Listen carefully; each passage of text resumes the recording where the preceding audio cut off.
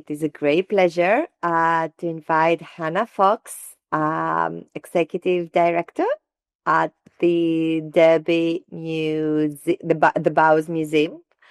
I had the incredible luck to join a fellowship in the UK, which was led by Hannah, and the way it was organized, the way it was delivered, the space that was created was something that I've never experienced before. And it really changed the way I think about how we develop projects and how we work together.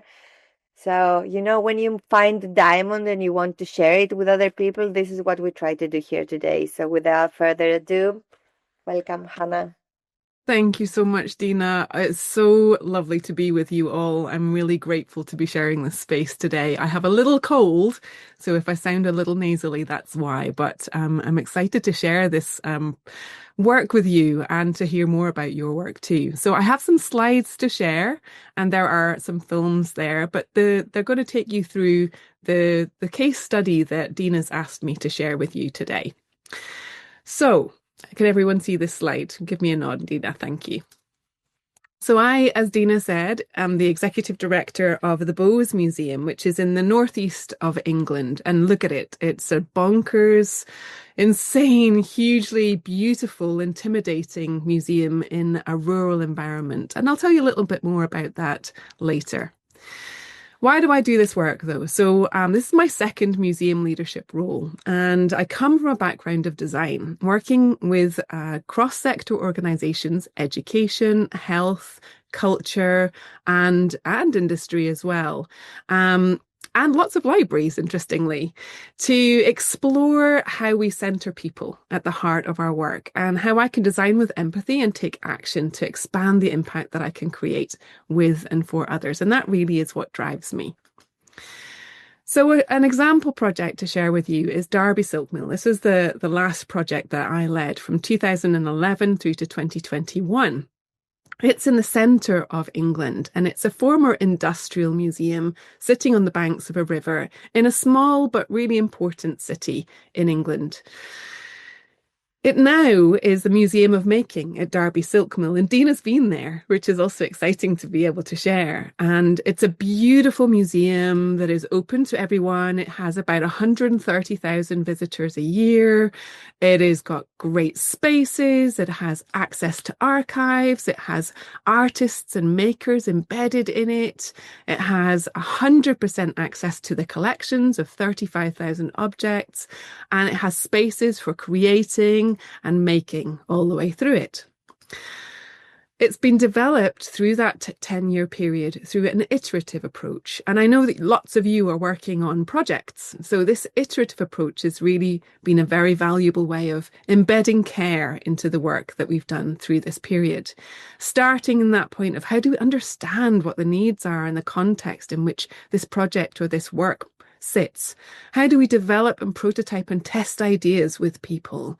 Developing a collective and shared vision, securing then investment. So when we started, the project budget was €11,000. By the end of it, it was 23.5 million euros through the iterative approach. And when we started, I had no idea that it was going to be that big.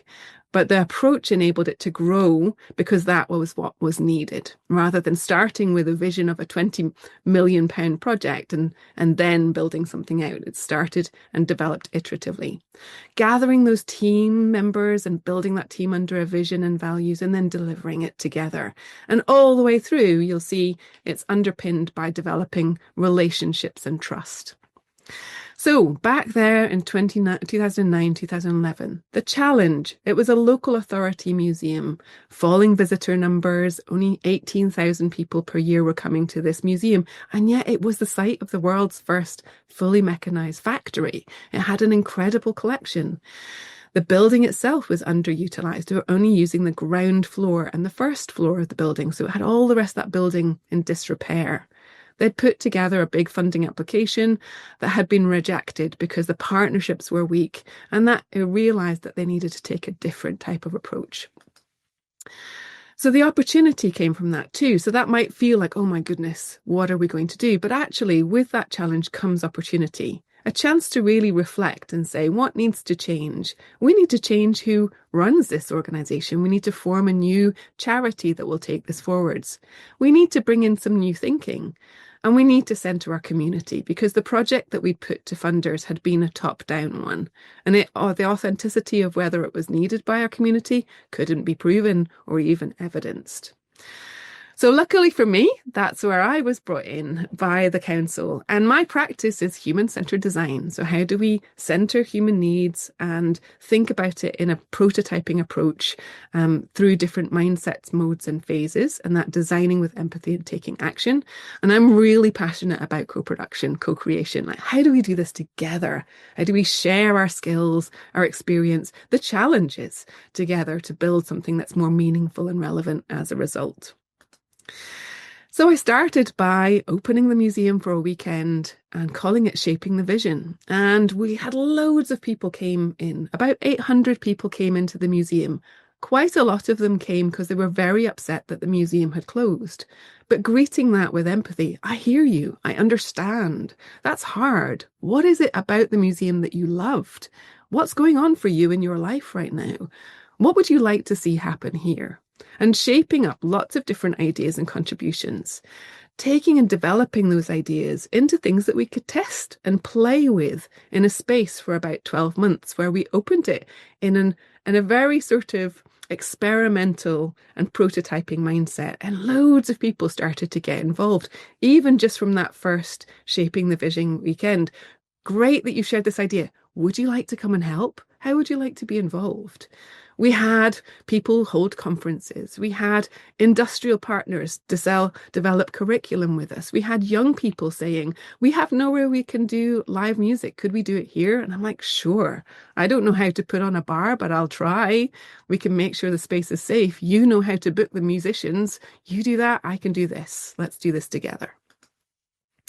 Here's a little film then about one thing that we did, which was in 2012, which was when London hosted the Olympics. And we built this thing called the What If machine.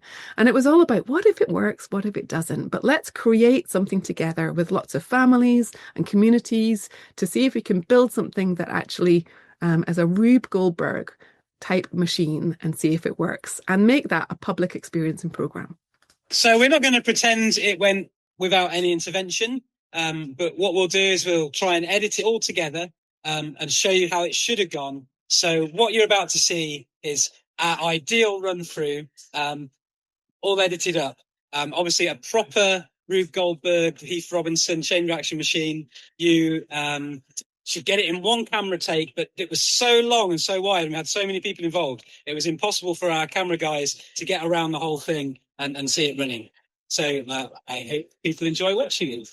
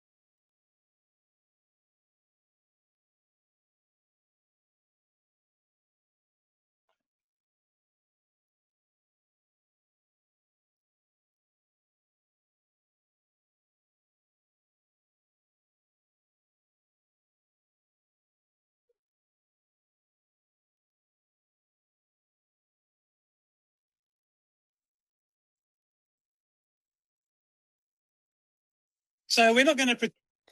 So you can see, and I was just reflecting on what Lida was saying, I can see children and young people and teenagers in that film that now work for the museum, and that What If Machine program it still carries on. It was an experiment and it's still held every year with different people taking part, and the relationships that we built just even simply in that carry on all the way through. But the process is absolutely about being open to the things that work, open to the failures, open to the sensitivities, open to the challenges that you experience, and making sure that we open source what we're learning as we're doing it too. So it was a very open sourced process all the way from the beginning. Through it, we were learning and understanding what was going on, both in terms of the context of the museum in a city, a site of a fascinating piece of history with its own challenges too, a place of enlightenment with incredible art, a place of railways and engineering that carries on all the way through to today, as Derby has Rolls-Royce and Toyota, and at the time Bombardier. Tomb Raider was invented in Derby, and a lot of people in Derby didn't even know that.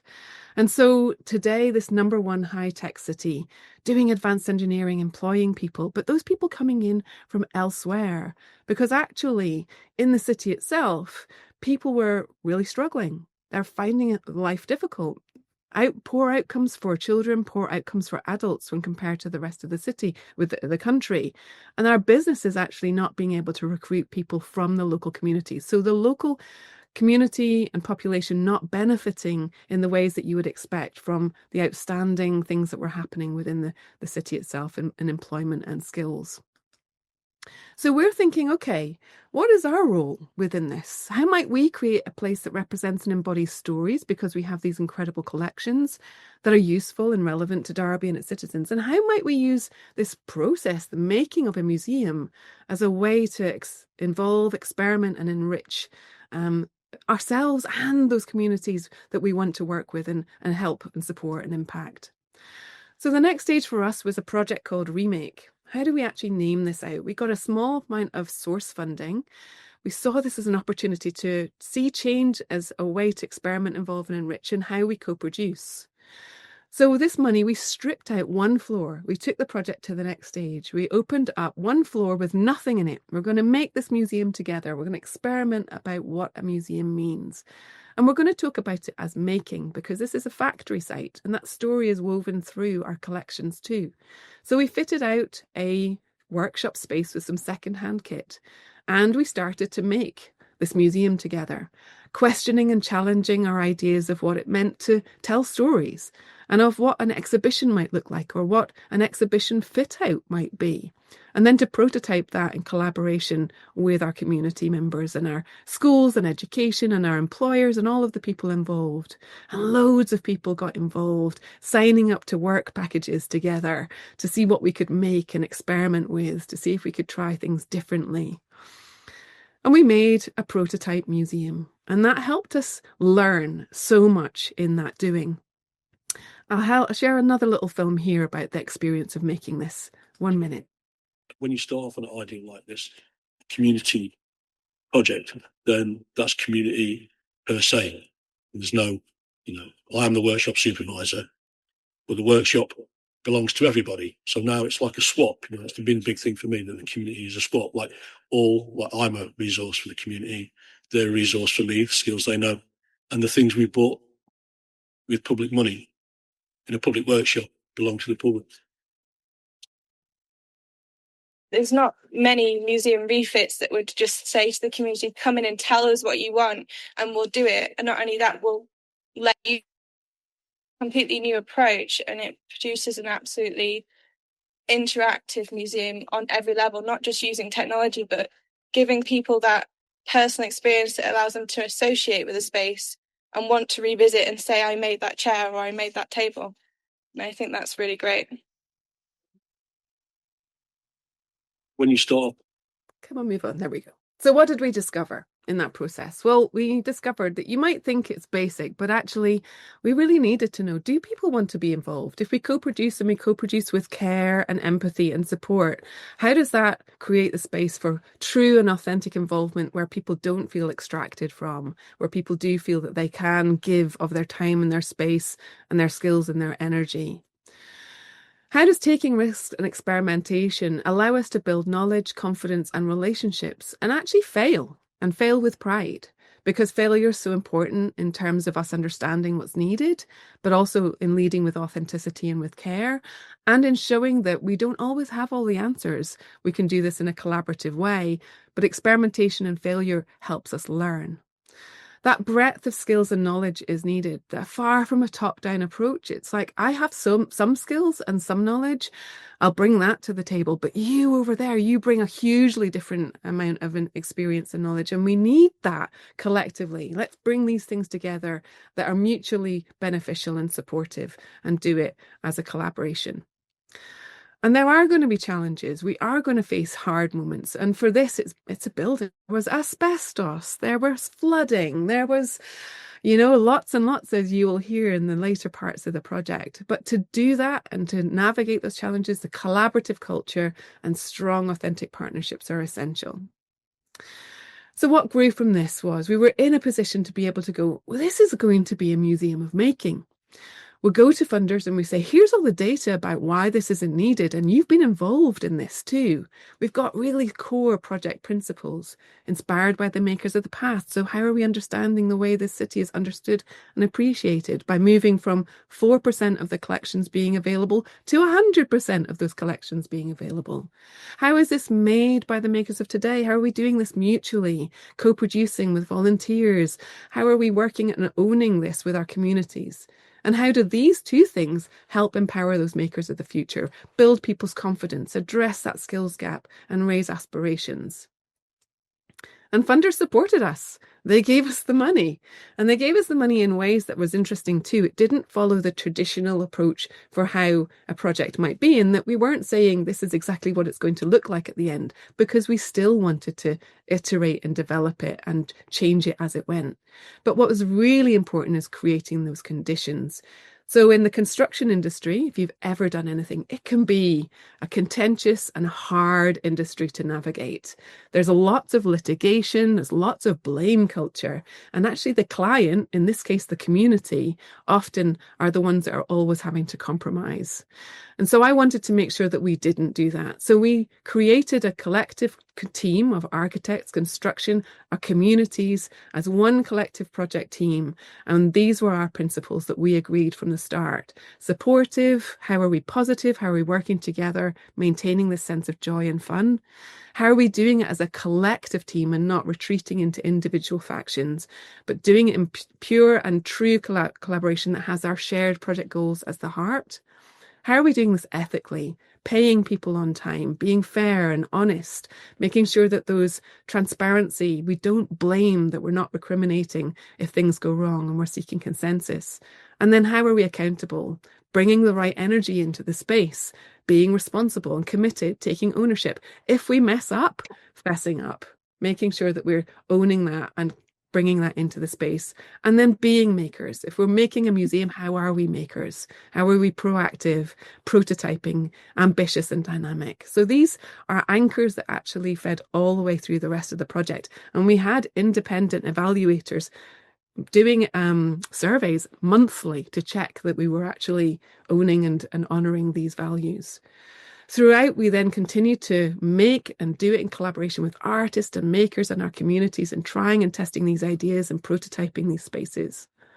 And we built this museum, interrupted by, as I said, flooding and COVID, but we made it together. And it came in, opened on time in May 2021.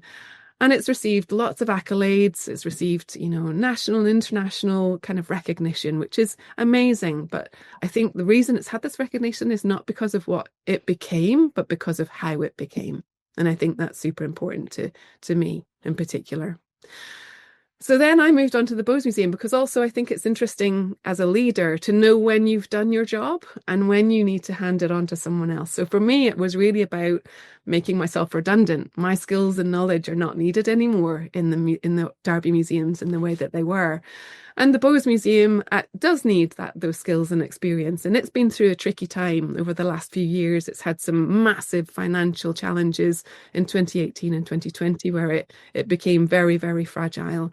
And so I came in 2022 to then create the conditions for a more purpose-led organisation and future. And that's absolutely been about working with the team and the staff first and foremost about who they are and why they're passionate about it and why they're committed to it, but also what do they need in order to be a vibrant and sustainable and relevant organisation and to love the jobs that they do.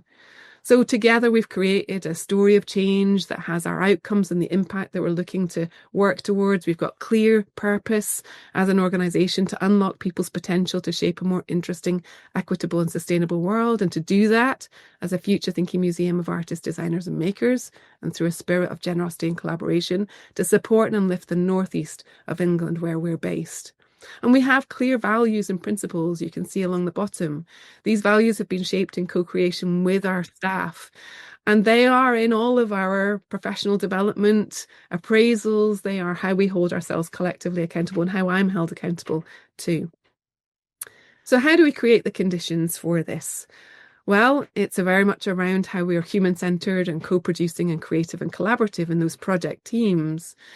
But it's also about nurturing T-shaped people, I think. So how do we see ourselves as having deep expertise? And I bring that, and you all bring that in your experience. And often we see that in academia as being the sole element of what someone brings. But I'm really interested in how we take across those shoulders, how we're bringing across that broad skills and openness, the things that we talked about in that Mentimeter, empathy and curiosity and collaboration, because we need both of these things in order to be able to lead with care and develop those understandings of perspectives and relationships and partnerships.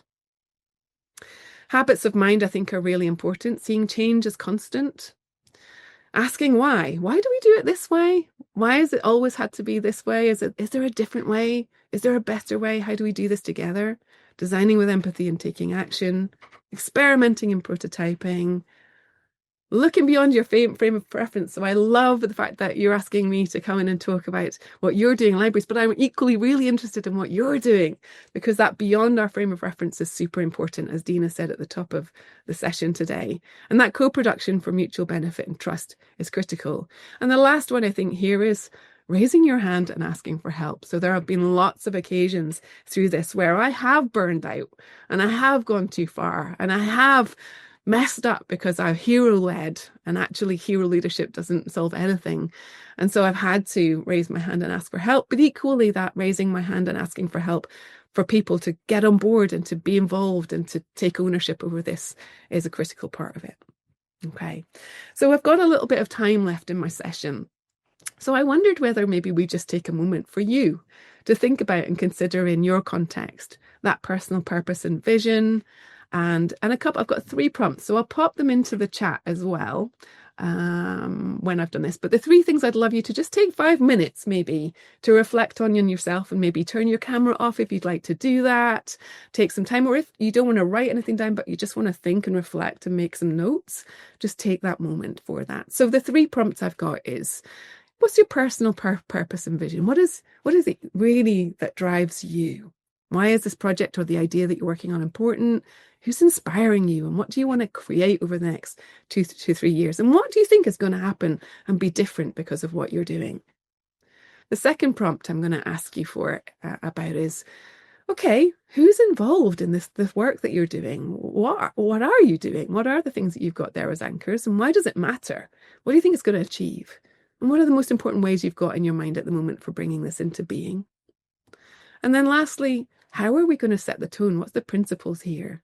What values and behaviours are vital, either because you've got them embedded already, let's own them and name them, or because maybe you think we need to put them in place to help us navigate those challenges and move towards the goal authentically and with the care we're talking about. And then lastly, how do we hold ourselves accountable and others accountable for those values and behaviours? Okay, so I'll pop these in the chat as well as 3 sort of prompts. There we go. All right. So maybe if we don't mind taking 5 minutes, and maybe I know that timing is a little tight, so maybe is 5 minutes okay? A little less, Yeah, 5 minutes. it's Perfect. perfect. And I love what you said as a suggestion. You can turn off your cameras. If you're next to people from your team or your community you work with, you can make some notes and will you invite someone to share maybe, Hannah? Or if you like. Sure, sure. Lovely. Thank you. 5 minutes then.